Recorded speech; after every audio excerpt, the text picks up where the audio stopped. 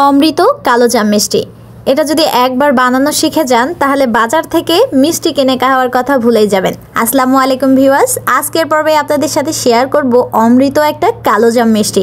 এটা একবার খেলে এটা স্বাদ আপনার মুখে সারা জীবনের জন্য লেগে থাকবে। যেমন নরম তুলতুলে এত মজাদার একটা মিষ্টি আপনি নিজেই ঘরে তৈরি করে ফেলতে পারবেন। চলুন তাহলে শুরু করে ফেলি। প্রথমেই লাগছে 1 কাপ গুঁড়া দুধ, সাথে দিয়ে দিচ্ছি 1/3 কাপ ময়দা আর 1 টিস্পুন বেকিং পাউডার দিয়ে দিলাম। তারপর সবগুলোকে হাতের সাহায্যে সুন্দরভাবে মিশিয়ে নিচ্ছি। মেশানো হয়ে গেলে এখন আমি আগে থেকে একটা ডিম ফেটিয়ে নিয়েছিলাম, সেই ডিমটা অল্প অল্প করে এই পাউডার দুধের ভেতর দিয়ে নেব। ভালোভাবে এখন মেখে নিতে হবে। ডিমটা দেওয়ার পর এটা কিন্তু একেবারে খুবই আঠালো হয়ে যাবে। অল্প অল্প করে ডিম দিয়ে এটাকে একেবারে সুন্দর করে মেখে নিতে হবে। ভালোভাবে মাখা না হলে কিন্তু মিষ্টিটা খেতে ভালো লাগবে না, মিষ্টিটা স্মুথ হবে না। সেজন্য ভালোভাবে মেখে নিতে হবে। মাখা হয়ে গেলে আমি এটাকে 5 মিনিট রেস্টে রেখে দেব। 5 মিনিট পর ফিরে এসে এটাকে এখন আমি মিষ্টি শেপে বানিয়ে নিচ্ছি। আজকের মিষ্টিটা যেহেতু আমি কালোজাম করব, সেজন্য আমি এটাকে লম্বা শেপে করে নিচ্ছি, তবে একটু মোটা সাইজ করেই করে নিচ্ছি। এই তো আমি এভাবে মিষ্টিগুলো পরপর সবগুলো একইভাবে তৈরি করে নিচ্ছি। আজকের এই মজাদার মিষ্টির রেসিপি আপনারা একবার হলেও বাসায় ট্রাই করে দেখবেন। খুবই অসাধারণ একটা মিষ্টির রেসিপি, আপনিও ঘরে তৈরি করে ফেলতে পারবেন। মেহমান আসলে তাদের সামনে যদি এই রকম মিষ্টিগুলো সার্ভ করেন, তারা কিন্তু খেয়ে বুঝতেই পারবে না যে আপনি এটা নিজে তৈরি করেছেন। সবগুলো তৈরি হয়ে গেলে এখন এগুলোকে আমি ভেজে নিচ্ছি, তবে চুলার পাওয়ার একেবারেই লোতে করে এই মিষ্টিগুলো ভেজে নিতে হবে। মিষ্টিগুলো দেওয়ার কিছুক্ষণের মধ্যে কিন্তু এগুলো উল্টিয়ে পাল্টিয়ে দিতে হবে, নাছাড়া নিচে থেকে দাগ লেগে যাবে আর আপনি বুঝতে পারবেন না। সেজন্য দেওয়ার কিছুক্ষণের মধ্যে এগুলোকে কিন্তু উল্টিয়ে অন্য সাইড করে দেবেন। কিছুক্ষণ পর পর এগুলোকে একেবারে নাড়া দিয়ে উল্টাপাল্টা করে দিতে হবে। কিছুক্ষণের মধ্যেই দেখতে পারবেন মিষ্টিগুলো ফুলতে শুরু করেছে আর লালচে কালার আসা পর্যন্ত এগুলোকে নেড়ে নেড়ে ভেজে নিতে হবে। আজকের কালোজাম মিষ্টিগুলোর কালার আমি একটু সামান্য ডিপ করে ভেজে নিয়েছি, আপনারা স্ক্রিনে দেখতেই পাচ্ছেন। এর থেকে ডিপ করে নিলে আবার মিষ্টিগুলো একেবারে কালো হয়ে যায়, সেটা আবার আমার কাছে দেখতে ভালো লাগে না। আমি এই রকমভাবেই মিষ্টিগুলোকে ভেজে নিচ্ছি।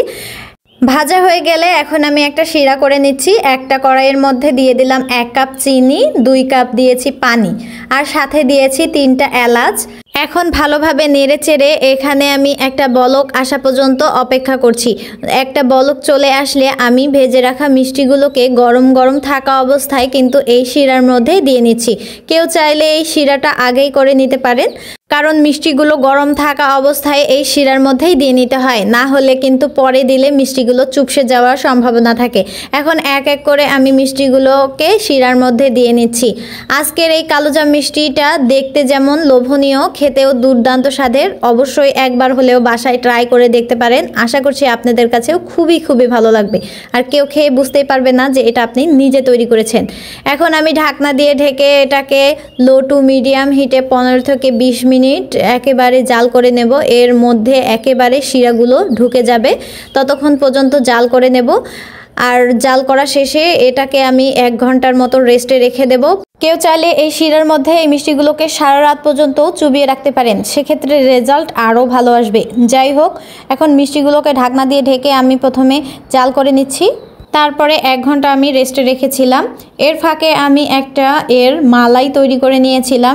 এই মালাইটা এর সাথে এত মজা লাগে, আপনারা অবশ্যই এভাবে ট্রাই করে দেখবেন। প্রথমে একটা প্যানে আমি 1 কাপের মতন লিকুইড দুধ নিয়ে নিলাম, তারপরে 2 টেবিল চামচের মতন চিনি দিয়ে নিচ্ছি, 2 টেবিল চামচের মতো পাউডার দুধ দিয়ে নিলাম। এখন ভালোভাবে নেড়ে এগুলোকে মিশিয়ে নিচ্ছি। তারপরে চুলার পাওয়ারটা অন করে দিয়ে অনবরত নাড়তে নাড়তে একটা সুন্দর খিরসা বা মালাই তৈরি করে নেব। এটা এই কালোজাম মিষ্টির ভেতরে দিয়ে খেতে খুবই অসাধারণ লাগে। অনবরত নাড়তে নাড়তে এটাকে আমি একটা খিরসা তৈরি করে নিচ্ছি।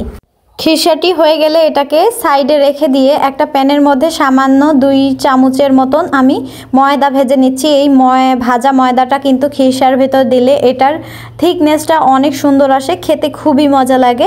এভাবে আমি খিরসা তৈরি করে নিই, আপনারাও এভাবেই খিরসাটি তৈরি করে নেবেন। একদম একটা স্টিকি ভাব থাকে এই খিরসা বা মালাই বা এভাবেই সন্দেশ তৈরি করে। এই প্রসেসেই আমি এই মিষ্টির ভেতরের খিরসাটা তৈরি করে নেই। খিরসাটা তৈরি হয়ে গেলে এখন আমি মিষ্টিগুলোকে মাঝ বরাবর কেটে নিয়েছি আর খিরসাগুলোকে এভাবে লম্বা করে নিয়েছি। মাঝ বরাবর আমি মিষ্টিটার দিয়ে নিচ্ছি। এভাবে আপনারাও করে নেবেন। এই তো হয়ে গেল একটা অমৃত কালোজাম মিষ্টির রেসিপি। আশা করছি রেসিপিটা আপনাদের কাছে অনেক ভালো লেগেছে। এরকম নতুন নতুন রেসিপি পাওয়ার জন্য অবশ্যই চ্যানেলটা সাপোর্ট করে পাশেই থাকতে হবে। ভিডিওটি কেমন লাগলো কমেন্টে অবশ্যই জানাতে ভুলবেন না, আর লাইক শেয়ার করে পাশেই থাকবেন। ধন্যবাদ।